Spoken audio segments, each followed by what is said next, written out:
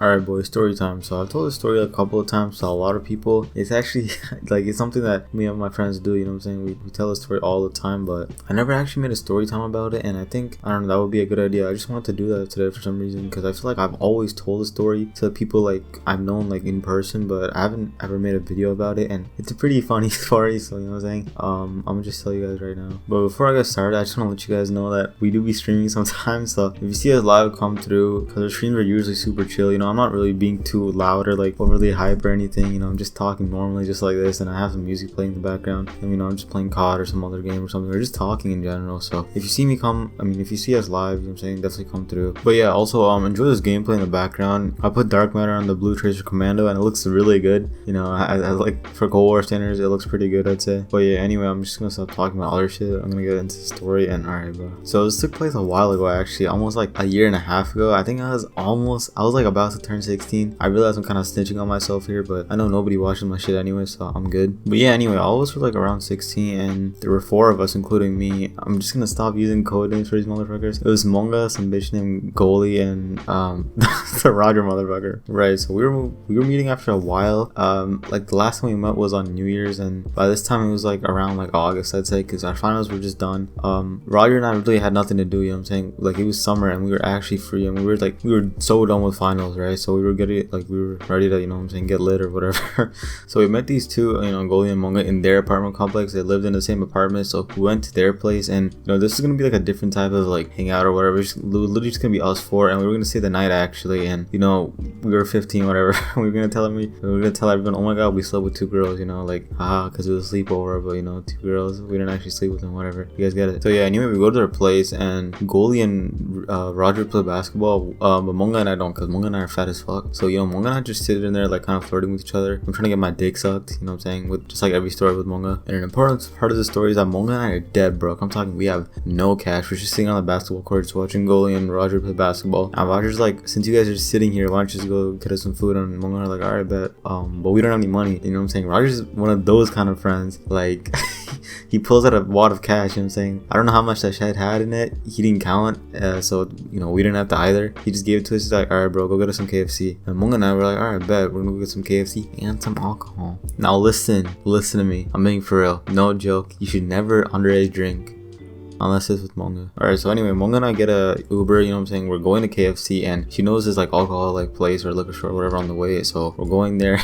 And Monga and I, we didn't want to use all of Roger's money on just the KFC, right? Because we had to buy drinks and stuff. And I was talking about us being dead broke. That's like a little bit of cap, you know. We had a little bit of money, not as much as Roger, you know what I'm saying? Never, but we did have a little bit of cash on us. But again, Monga's cheap as fuck. Like, Monga's like seriously kind of, I don't want to use that word, but Monga's kind of like seriously kind of stupid. So she didn't want to use the cash. So what she did was, on the way to KFC, she actually mugged the driver, like some for real GTA shit, you know. She pulled him out of the car and threw him on the floor and said, if you tell anybody about this, I'm gonna find you. And you know, the driver was scared, because you know, Monga is scary as hell. So you know, he got up and ran away, and I was like, yo Monga, you're such a savage, bro, that was so lit. And then she like kind of spanked me. She's like, I know, right? And then I got on the car next to her, you know what I'm saying? We put on some Megan Thee Stallion, some Savage, you know, we were feeling ourselves, and we were driving all the way to KFC. Monga doesn't really know how to drive, but she was like kind of hitting a couple of cars, a couple of people, a couple of children on the way. It's all good though, you know what I'm saying? So we were out of KFC, and Monga pushed her way to the front, and you know what I'm saying, we had a lot to order because it was 4 people, so we did that Big Smoke San Andreas order, you know what I'm saying? Fat boy, give me a number 9 just like his. Let me get a number 6 with extra dip. I'll have 2 number 9s, a number 9 large, a number 6 with extra dip, a number 7, 2 number 45s, 1 with cheese, and a large soda.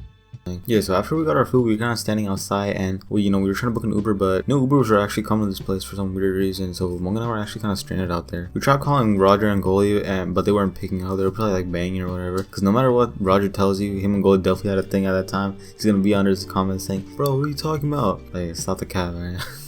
Yeah, so anyway, since Monga didn't have any means of transport, what we had to do was walk all the way back, and not all the way back to the apartment complex, obviously, because I was like a couple miles away, but we had to walk all the way back to this like junction, I guess you could call it. It's kind of like an intersection where like there's a lot of bus stops and stuff, so we had to go all the way back there. I don't remember exactly what we did, but I remember we took like this thing. It's basically like a tiny cab. If you're Indian or Asian, you know what it is. It's called an auto. If you're British, you know what I'm saying, go kill yourself. So we managed to get the auto all the way to the liquor store, and you know, somehow we did it. And you know, Mongo was out there negotiating the price with the driver, and you know, the driver wasn't listening, so Mongo just knocked him the fuck out, and we ran away. And once we got to the store, Mongo was hella scared, but we had to do what we had to do. So you know, we got the stuff, and but this time we didn't have a ride. Like straight up, we didn't have a ride. We don't know how to get back. So what we did was we hitchhiked our way back. There was a dude who's like driving a trolley. I don't know, I'm not British, so it sounds kind of weird to call it that. But yeah, he was driving like a big cart, and he was nice enough to actually let us get in the back. And he actually took us all the way to Mongo's apartment. Well, not all the way, but you know, he took us to this bridge that's near Mongo's apartment. And from the bridge, we hopped down and we walked all the way back. And you know what? It wasn't even that bad. But the thing was, this whole journey, I'm summarizing it, but this whole journey from KFC to the liquor store to all the way back to our apartment took approximately like 2.5 hours. And this whole time, we kept calling Roger and Mugoli because we kept asking them, yo, can you send us a cab? Yo, can you send us someone to pick us up? And they didn't answer any of our calls. You know, they literally just sent us out to die straight up. They're like, go get our food and fuck off. That's literally how it was. I'm like, dude, they're definitely smashing. Like, I don't, seriously, bro. But yeah, you know, we managed to get back, and we went to the basketball court, and you know, they weren't there.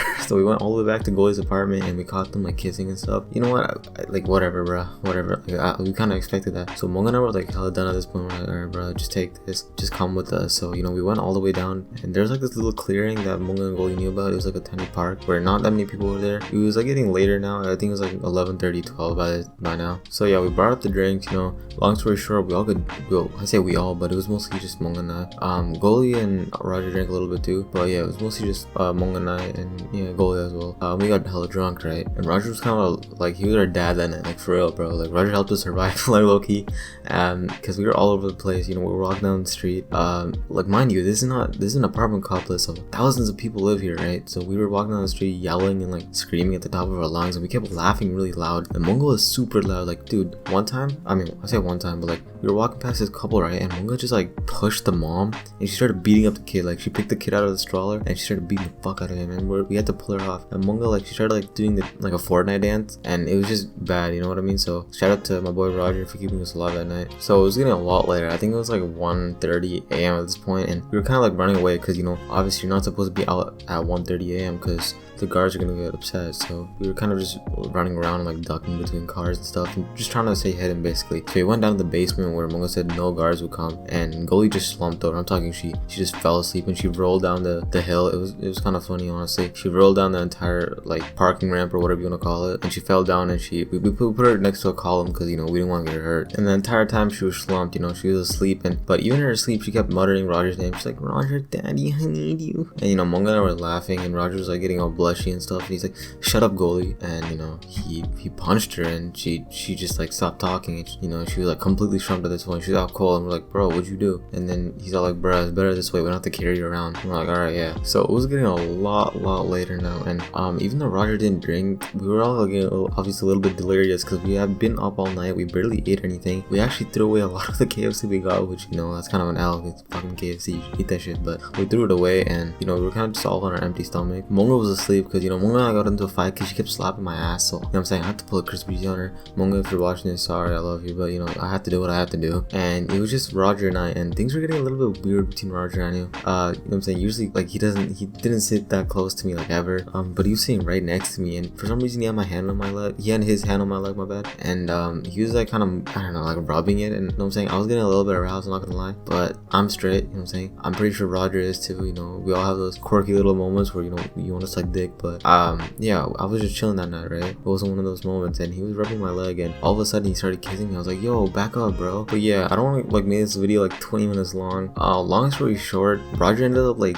giving me head, and I ended up giving him head. Honestly, it wasn't that bad, you know what I'm saying. I thought it would be like super bad experience. It wasn't really that bad. You know what I'm saying, shout out to my boy Roger for being chill with it, for just like not nutting anywhere near me. He just kind of just like nut on some dude's car, which, you know what I'm saying, it's cool, it's whatever, right? But like, I do regret the experience low key, because now every time Roger daps me up, he always grabs my balls, which kind of hurts, but you know, it's alright, man. You know, that's what homies do, right? You just grab each other's balls, you just make each other nut, you know what I'm saying? You kiss each other, that's it. Oh, it's homosexual, bro. Alright, but yeah, you guys can probably tell I'm really tired of talking. This video is almost like already 10 minutes, so I'm just gonna stop it here. That's the end of the story. You know, I know it wasn't amazing, I know it wasn't super interesting or fire, I don't care. I just wanted to get this off my chest, you know what I'm saying? Because I always tell people, and I always have to repeat it, but now I can just send them this video and it'll be all good. So thank you for watching, thank you for sticking through if you did, and okay, bye, I love you.